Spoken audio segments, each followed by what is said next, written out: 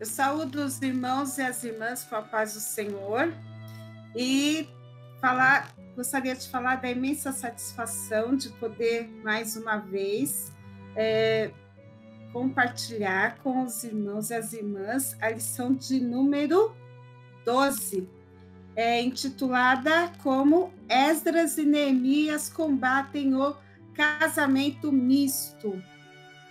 Essa nossa lição é uma lição maravilhosa, traz muitas lições para nós e mostra a importância da formação da família como instituição criada por Deus, célula máter da sociedade e a instituição que Deus criou para que nela ele fosse adorado, não é? Toda casa deve ser um espaço de adoração a Deus, né? Tanto que Josué disse, eu e a minha casa serviremos ao Senhor. Quando ele fala de casa ali, ele está falando de família, ou seja, eu e a minha família serviremos ao Senhor. E é por isso que a família é alvo constante do inimigo. E preservar a família é essencial para que se tenha um avivamento espiritual. Porque o primeiro alvo do inimigo é a família. Ele vai procurar destruir as igrejas, mas ele vai atacar as famílias que estão na igreja. Então, quando nós vamos atentar para a história de Israel e para a história da reconstrução da nação israelita, nós vamos observar que o inimigo tentou destruir o povo de Israel de diversas formas, tanto no aspecto físico, não é? Quando Amã tentou trucidar o povo judeu, né? Detonar o povo judeu, acabar com a nação judaica, ou seja, matar, não é? Em linguagem nua e crua, matar todos os judeus.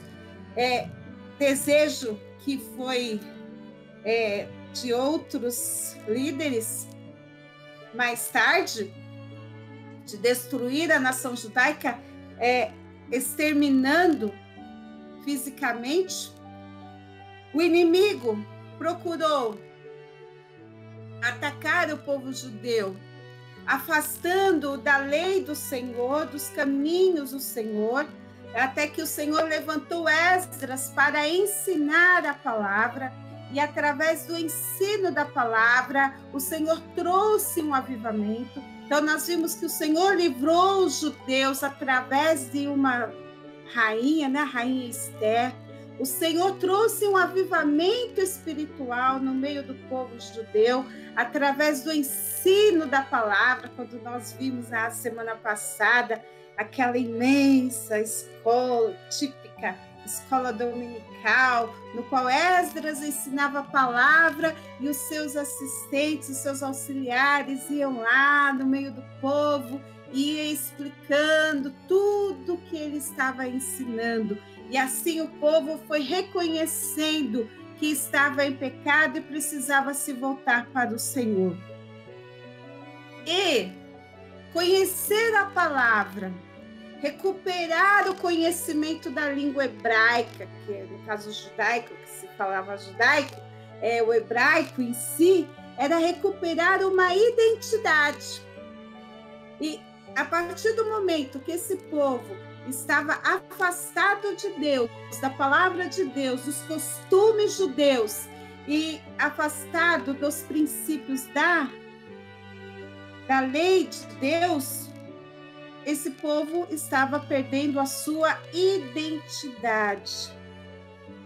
Então foi então que Esdras chegou a Jerusalém, juntamente com um grupo de levitas, repousou 3 dias, mandou fazer a conferência de todos os tesouros e com o povo ele ofereceu holocaustos ao Senhor. E nessa oferta de holocaustos e a leitura da palavra, o povo se deu conta do que estava acontecendo. E aqui em Esdras 8, versículo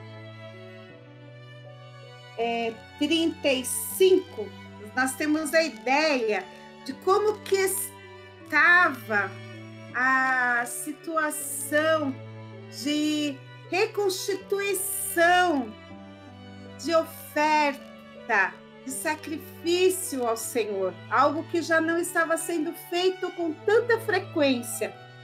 Os exilados que vieram do cativeiro ofereceram holocaustos ao Deus de Israel, 12 novilhos por todo Israel, 96 carneiros, 77 cordeiros, e como oferta pelo pecado, 12 bodes, tudo em holocausto ao Senhor. Então deram as ordens do rei aos seus sátrapas e aos governadores deste lado do Eufrates, e estes ajudaram o povo na reconstrução da casa de Deus. Então, depois destas coisas, que tudo isso estava acontecendo, acabadas, pois, estas coisas, vieram ter comigo os príncipes, dizendo: o povo de Israel, e os sacerdotes, e os levitas, não se separaram dos povos de outras terras com as suas abominações, isto é, dos cananeus, dos heteus, dos ferezeus, dos jebuseus, dos amonitas, dos moabitas, dos egípcios e dos amorreus, pois tomaram das suas filhas para si e para os seus filhos, e assim se misturou a linhagem santa com os povos dessas terras, e até os príncipes e os magistrados foram os primeiros nesta transgressão. Veja só, aquele momento de oferta, de sacrifício, de leitura da lei, de procurar reconstituir aquilo que o povo vivia no passado, trouxe um sentimento de angústia tão grande naqueles homens que os próprios príncipes vieram a Esdras e confessaram os seus pecados e os pecados do povo. Nem precisou Esdras ir até o povo procurar saber o que estava acontecendo. Eles mesmos confessaram os pecados, tiveram a iniciativa. Porque assim, irmãos, quando a palavra de Deus é falada, quando a palavra de Deus é pregada na sua inteireza, ela produz arrependimento.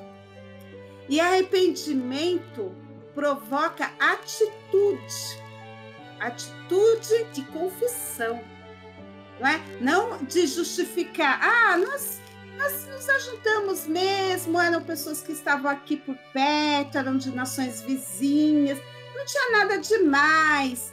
E até alguns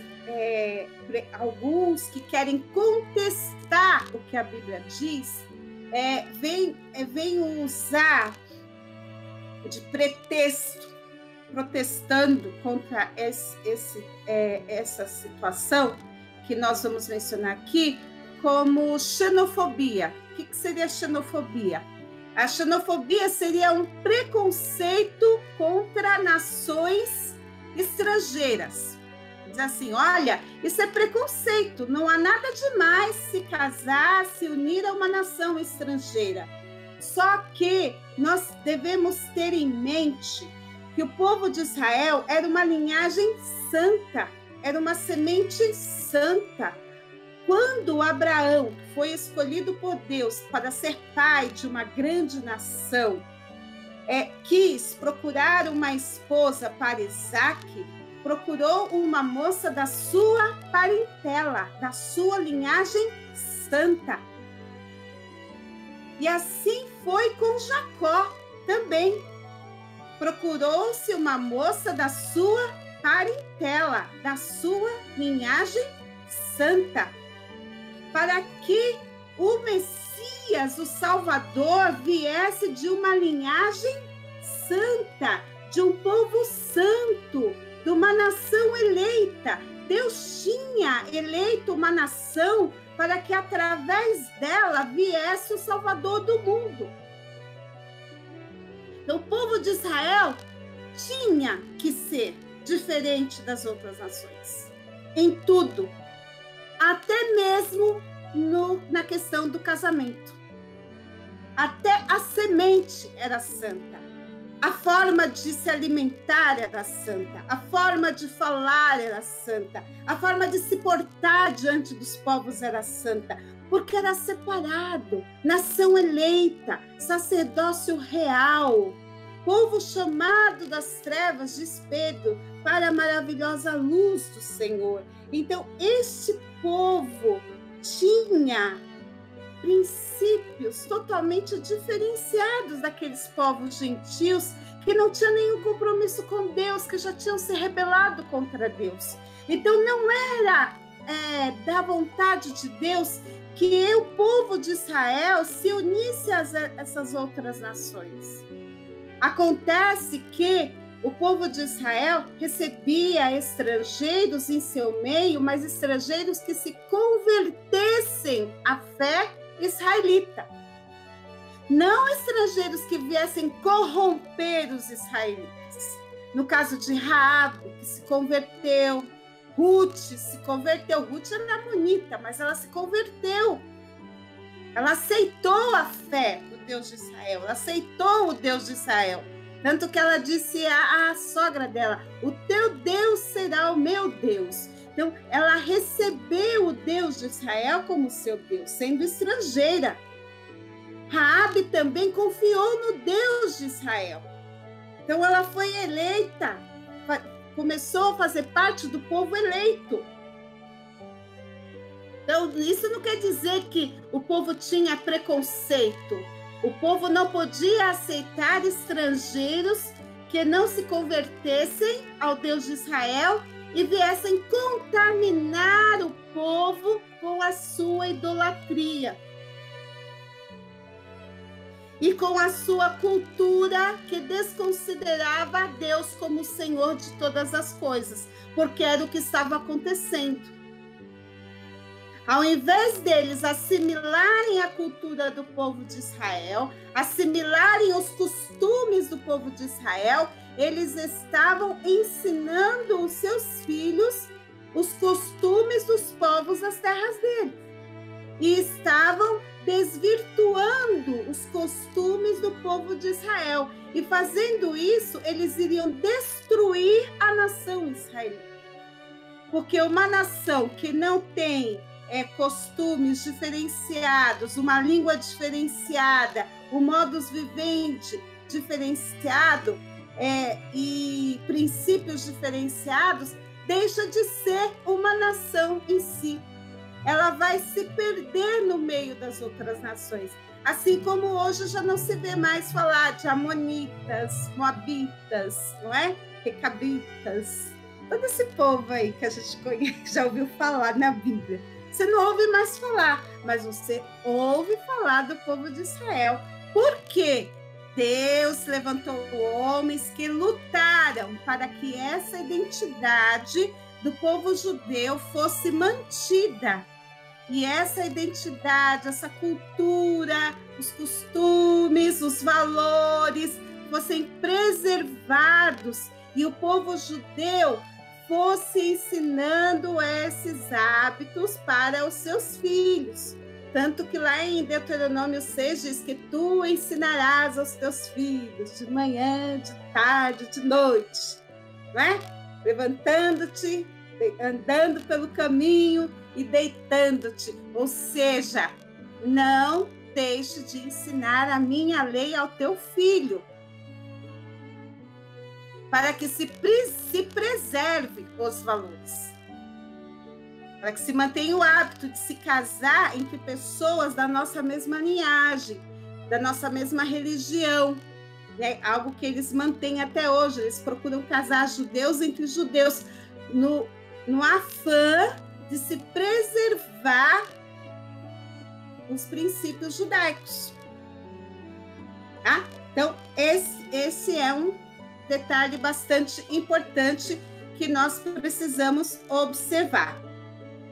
Tá? Então, no capítulo 7 de Esdras, nós vamos ver que Esdras participou, né, da inauguração do segundo templo, celebrou a primeira Páscoa, né, que nós comentamos na aula passada, e nisso houve um intervalo de 57 anos.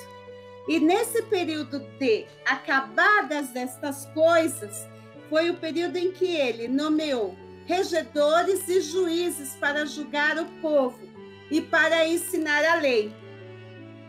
Então, o escriba, ele tinha que formar pessoas entendidas na lei. Ele tinha que verificar quem conhecia e quem não conhecia a lei. Ensinar a lei era fundamental para que se mantesse essa nação como propriedade peculiar diante dos povos. Então, Esdras tinha este propósito de ensinar a palavra de Deus. Assim, nós, como igreja, hoje, se deixarmos de ensinar a palavra, vamos perder a identidade. Porque o povo, por fim, vai se envolvendo com outros tipos de ensino. Então, a igreja mal ensinada é uma igreja confusa. E ela vai se misturar com outros tipos de ensinamentos, se mistura com o mundo e ela se perde. Então, muitas igrejas hoje, nos Estados Unidos, na Europa, estão se fechando por causa da falta de ensino. Os filhos não deram prosseguimento ao trabalho dos pais. Então, a igreja ficou, entre aspas, idosa. E as pessoas vão partindo. E nessa partida das pessoas mais idosas, não há jovens para substituir. A igreja precisa ter em mente que ela precisa formar as novas gerações nos princípios da palavra de Deus, com a finalidade de garantir que a igreja prossiga. Se o povo de Israel não se responsabilizasse pelo ensino da lei aos seus filhos, a nação israelita teria ido à bancarrota. Ela não prosseguiria. Quando, por exemplo, quando nós fazemos aqueles posts e falamos, igreja, vamos falar da nossa, não é? Porque eu gosto mesmo, eu amo a Assembleia de Deus, Igreja Assembleia de Deus, 107 anos, é um ganho. Por que conseguiu chegar até aqui? Porque alguém andou trabalhando para garantir que as novas gerações prosseguissem esse trabalho. Agora, é necessário que se continue trabalhando para que esta igreja continue mantendo a sua identidade. E a nova geração não faça esse trabalho da antiga geração se perder. Porque é uma preocupação minha, enquanto membro da igreja, enquanto assembleana, é a seguinte: eu observo os obreiros mais antigos da nossa igreja e fico pensando nos dias que eles pararem e como que vai ser quando as novas gerações forem assumindo. Será que elas terão a mesma disposição para o trabalho? Será que elas terão o mesmo amor pela obra, a mesma disposição para cuidar das ovelhas, como tiveram esses obreiros mais antigos que nós conhecemos? E será que elas estão influenciando positivamente as pessoas, como os nossos pastores mais antigos têm influenciado, que são referencial para nós, de testemunho, de vida? Então, isso tudo conta para a preservação da história de uma igreja. Isso tudo conta aqui como nós estamos vendo aqui, para a história da preservação de um povo. Né? Então, quando Esdras começa a verificar tudo isso, começa a se colocar o dedo na ferida, porque era um povo santo, vivia na terra prometida, mas a santidade estava comprometida por causa do casamento com as nações idólatras. Então, não adianta apenas nós nos colocarmos na posição, olha, eu sou do povo de Israel, povo eleito, nação santa, mas eu preciso, como povo eleito, olhar para a minha vida e ver se realmente eu não tenho defeitos, se eu não tenho problemas, se não tenho questões que eu preciso consertar na minha vida. E o povo de Israel estava nessa situação. Tinha feridas que precisavam de remédio. E o remédio para essas feridas ardia. Ia mexer com os ânimos de muita gente.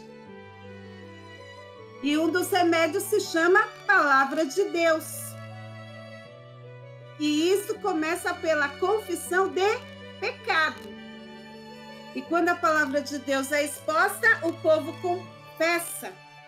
E a Bíblia diz que Esdras, quando soube do caso, ele ficou indignado. Aqui, ó, em Esdras 9:3, ele diz assim: ouvindo eu tal coisa, rasguei as minhas vestes e o meu manto, e arranquei os cabelos da cabeça e da barba. Imagina só arrancar os pelos da barba, irmãos. E me assentei atônito. Então se juntaram a mim todos os que tremiam das palavras de Deus e de Israel, por causa da transgressão do cativeiro. Porém, eu permaneci atônito até ao sacrifício da tarde. Na hora do sacrifício da tarde, levantei-me da minha humilhação, com as vestes e o manto já rasgado. Me pus de joelhos, estendi as mãos para o Senhor, meu Deus, e disse: meu Deus, estou confuso e envergonhado para levantar a ti a face. Meu Deus, porque as nossas iniquidades se multiplicaram sobre a nossa cabeça e a nossa culpa cresceu até aos céus. É interessante observar isso, porque Esdras assumiu a culpa como se fosse dele. Teve compaixão de novo, se colocou no lugar do povo, humilhou-se com o fim de obter a misericórdia divina. Assim como Daniel se colocou no lugar do povo e pediu a Deus misericórdia para que o Senhor perdoasse o povo e se incluiu na oração, Esdras também fez isso. Ele se incluiu e disse: estou confuso e envergonhado, como se ele tivesse pecado também. E aquela situação certamente deixou a todos atônitos. E quando se diz que esse gesto trouxe um resultado tão grande que todos tremiam das palavras de Deus de Israel. Aí nós temos duas palavras, temor e tremor. Ou eles temiam ou eles tremiam. Não, eles tremiam, porque o temor fala de respeito, de reverência, de obediência. Eu temo a Deus, então eu respeito, eu obedeço, eu reverencio. Quando fala Deus é tremendo na congregação dos santos, então eu tomo a atitude de obedecê-lo. Eu tomo decisões que apontam para esse reconhecimento de que Deus é tremendo. Então, se eu tenho tremor de Deus, então eu faço algo que demonstre que eu temo a Deus. Não adianta apenas dizer eu temo a Deus. Eu tenho que mostrar que eu temo e tremo. Eu tremo, então eu faço algo para provar esse temor que eu tenho. Né? Então, na hora do sacrifício da tarde, Esdras se levantou, se pôs de joelhos, estendeu suas mãos, clamou pela misericórdia, e aí os que se ajuntaram a ele não foram só os que tremiam, mas os que estavam com ele desde cedo. E uma grande congregação de homens e mulheres e crianças se ajuntaram a Esdras. Essa oração foi extremamente comovente. Esta oração mexeu com todo o povo. Tem uma brincadeira do pessoal que fala assim, faz aí uma oração forte. Essa oração foi forte. Essa oração foi comovente. Essa oração é aquela oração que você não tem coragem de orar junto, que você só quer ouvir. E enquanto você ouve, você chora. Só que Esdras não apenas orou, mas Esdras também tomou providência. Não ficou só na oração, não. Ele tomou providência. Ele chamou a liderança, os príncipes, ali, os magistrados, aqueles que já tinham sido escolhidos para assumir posição de comando. Falou, agora vocês vão a toda Jerusalém e vão fazer um levantamento de todos aqueles que estão envolvidos com os cônjuges estrangeiros. E eles terão que abandonar esses casamentos. E este levantamento durou um bom tempo. Era tanta gente envolvida com o estrangeiro que o levantamento durou 3 meses. 3 meses. Foi um trabalho e tanto. Mas o trabalho foi feito. E aí todo Israel repousou tranquilo. Abandonou esse tipo de pecado. Porque quando a palavra de Deus chega, tudo muda, não é? A palavra de Deus chega, tudo muda, os comportamentos mudam, as atitudes mudam, as pessoas se arrependem e se entregam ao Senhor. Mas nós sabemos que o inimigo não desiste. O inimigo trabalhou para destruir o povo fisicamente, espiritualmente. Ele penetrou nas famílias, e fazendo com que as famílias se envolvessem com estrangeiros. Mas ele não ia desistir tão fácil. Mas eu não vou desistir desse povo. Isso foi lá no tempo, lá com Esdras, mas o tempo vai passar, eles vão esquecer, e eu pego eles de novo nessa área. E 25 anos depois, Esdras Neemias vai enfrentar o mesmo problema. Isso é uma prova de que o avivamento espiritual ele precisa ser contínuo. E o nosso relacionamento com Deus também. Então, precisa tomar cuidado e vigiar em todo tempo. Vigiando em todo tempo, com toda a oração e súplica no Espírito. Não é assim que a palavra do Senhor nos diz? Então, o povo deixou de vigiar, deixou de tomar cuidado, e o fogo no altar se apagou. O fogo arderá continuamente sobre o altar, não se apagará. E o fogo no altar deixou de arder. Neemias voltou da Pérsia, sob o comando do rei, para iniciar seu segundo governo, depois de reconstruir Jerusalém, governou Jerusalém por 12 anos. E quando chegou em Jerusalém, ele teve surpresas desagradáveis. Primeira delas, das surpresas desagradáveis, foi que o sumo sacerdote, veja bem, o sumo sacerdote, o maioral, o presidente dos sacerdotes, Eliasibe, tinha se aparentado com Tobias. Lembra do Tobias? Aquele que ficava lá no passado, dizendo que uma raposinha ia destruir os muros? Lembra? Aquele Tobias, grande inimigo do povo de Deus. Pois é, gente, o sumo sacerdote Tobias, o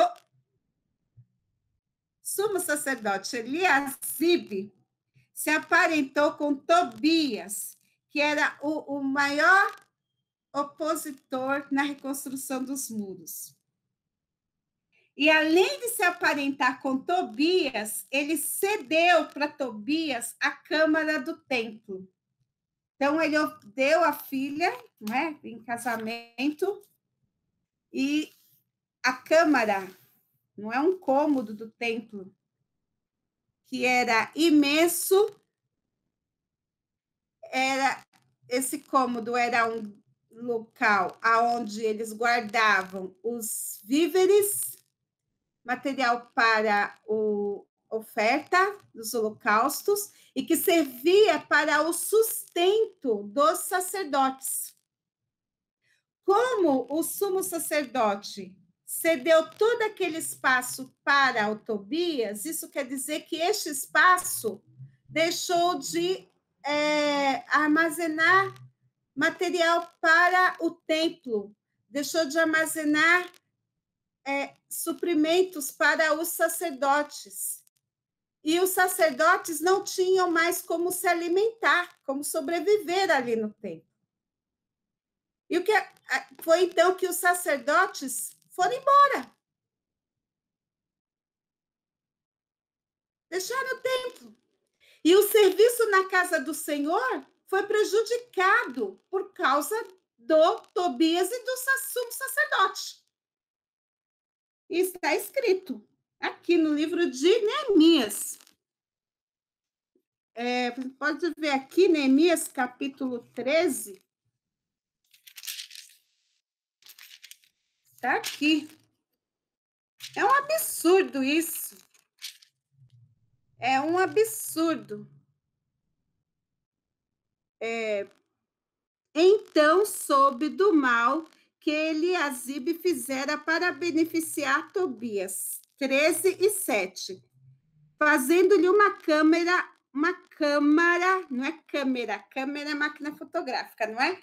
É uma câmara, que é quarto. Mas não é um quartinho, era um cômodo imenso. Nos pátios da casa de Deus. Isso muito me indignou. Ele ficou tão indignado, Neemias. Olha o que Neemias fez, olha. A tal ponto que atirei todos os móveis da casa de Tobias fora da câmara. Jogou os móveis tudo para fora do quarto. Então ordenei que se purificassem as câmaras e tornei a trazer para ali os utensílios da casa de Deus com as ofertas de manjares e o incenso. Versículo 10. Também soube que os quinhões dos levitas não se lhe davam, de maneira que os levitas e os cantores que faziam serviço tinham fugido, cada um para o seu campo. Então contendi com os magistrados e disse: por que se desamparou a casa de Deus? Ajuntei os levitas e os cantores e os restituí a seus postos. Então todo Judá trouxe os dízimos dos cereais, do vinho e do azeite aos depósitos. Viu? A casa de Deus estava sofrendo com o sustento dos levitas e das ofertas por causa do tal do Tobias.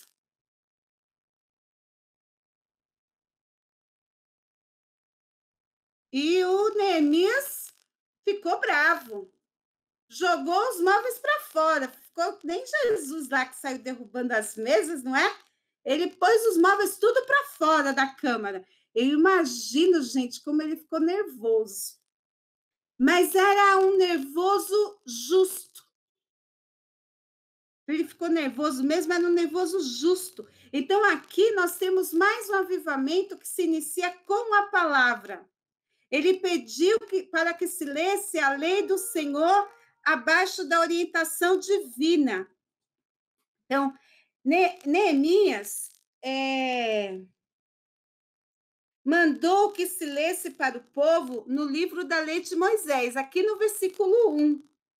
E achou-se o que estava escrito, que os amonitas e os moabitas não entrassem jamais na congregação dos filhos de Deus, porquanto não tinham saído ao encontro dos filhos de Israel com pão e água, antes assalariariam contra eles Balaão, para os amaldiçoar.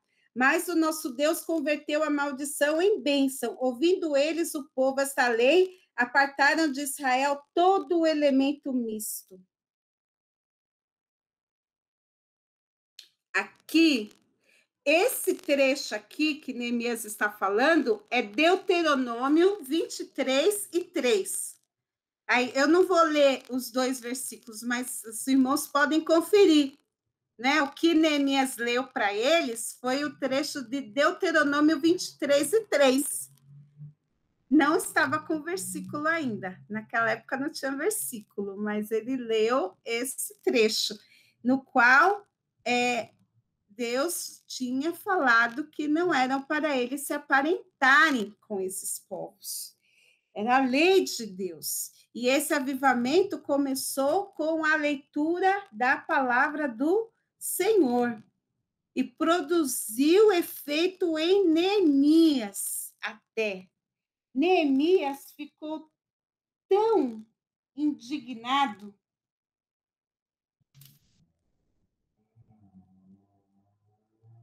Neemias ficou tão indignado que ele ficou, chegou a amaldiçoar alguns, espancou alguns, arrancou cabelos e fez eles jurarem que nunca mais. Ele ficou indignado. E o retorno à prática pecaminosa traz um estado pior. Então, a situação do povo agora estava pior do que a anterior. Por isso, muitos resistiram e não queriam despedir os cônjuges e os seus filhos. Por isso, Neemias foi bem incisivo com relação a isso. Então, eles tiveram de ser censurados, ameaçados e até sofrer punições corporais. Então, a identidade nacional estava em risco, porque havia ali uma geração que não mais conseguia falar o hebraico. Então, vamos ver, um dos filhos de Joiada, filho do sumo sacerdote Eliasibe, era genro de Sambalate, o Roronita, pelo que o afugentei de mim. Então, ali estava o genro do Sambalate, outro inimigo do povo de Israel. Aí Neemias ficou indignado. Como? Além do Tobias, ainda tem o genro do Sambalate, esse daí vai para fora. Ele exilou, expulsou de Jerusalém o genro do Sambalate. Né? Porque era uma limpeza. Ele estava fazendo uma limpeza. E ele diz mesmo, limpei-os, pois, de toda estrangeirice. Limpei-os de toda estrangeirice. E designei o serviço dos sacerdotes e dos levitas, cada um no seu mistério, como também o fornecimento de lenha em tempos determinados, bem como as primícias. Lembra-te de mim, Deus meu, para o meu bem. Oh, Neemias. Não só Deus se lembra do Neemias, como nós estamos nos lembrando também. Estamos nos lembrando do Neemias e do trabalho que ele fez e vendo o exemplo que ele nos deixou, de que não podemos adorar a Deus se não estivermos em santidade. E que vemos que o inimigo, de forma ardilosa, ele se introduz no meio do povo de Deus. E a nossa família deve ser espaço no qual Deus deve ser adorado. O povo de Deus é formado por famílias. O Senhor orientava o povo a ensinar a lei dele no seio da família. Então, os casamentos mistos foram a arma do adversário para que se destruísse uma nação. Então, ele queria destruir, no caso do inimigo, ele queria destruir uma nação partindo das famílias. E assim ele colocaria em risco toda a santidade do povo. Então, muitas vezes, na nossa igreja, o inimigo procura atacar as famílias. E assim ele coloca em risco todo o corpo de Cristo. Então, é tempo de vigiarmos. E o inimigo já começa a querer atacar a família desde o processo de sua formação, né? Quantos casamentos mistos têm sido formados por aí e já começaram da forma errada? Então, é necessário que o jovem tome cuidado no momento de formar a sua família, para que a sua família seja formada nos princípios da palavra do Senhor e que essa sua família seja formada no altar, de acordo com a vontade de Deus, para que sua família seja uma bênção. Porque quando começa do jeito certo, a tendência é que essa família dê certo. Mas quando começa do jeito errado, fora da vontade de Deus, e querer consertar depois, irmãos, não dá mais. Às vezes a pessoa acha que pode se casar com um descrente ou com uma pessoa de uma outra igreja ou religião, e fala, não, eu vou trazê-lo para a minha igreja, ele vai se converter, e pensa que assim ele vai conseguir alguma coisa, que nada, muito difícil, porque é uma expectativa falha. Pode ser até que aconteça, mas não é garantia. Então, é melhor evitar este mal, porque pode levar um tombaço, perdão pela palavra, mas pode levar um tombaço lá na frente, e essa família tende a não dar certo, porque os filhos não veem nos pais uma unidade. E entre os pais deve haver unidade de valores, de princípios, unidade de fé. Os filhos precisam ver isso nos pais. Porque o que eles têm a ensinar se eles não creem nos mesmos princípios, nos mesmos valores? Ambos precisam ensinar os mesmos valores e princípios aos filhos.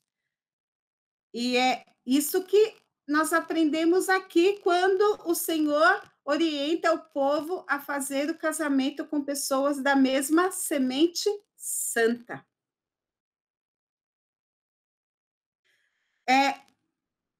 Assim, vamos finalizando a nossa aula de hoje, agradecendo a vocês por ter nos ouvido e desejando que a sua família, o seu lar, seja uma bênção, seja um altar de adoração ao Senhor, e que você continue firme, constante na obra do Senhor, orando pelos seus filhos, ensinando, dando exemplo, e que a sua casa possa ser uma referência para as demais. Em nome do Senhor Jesus, amém.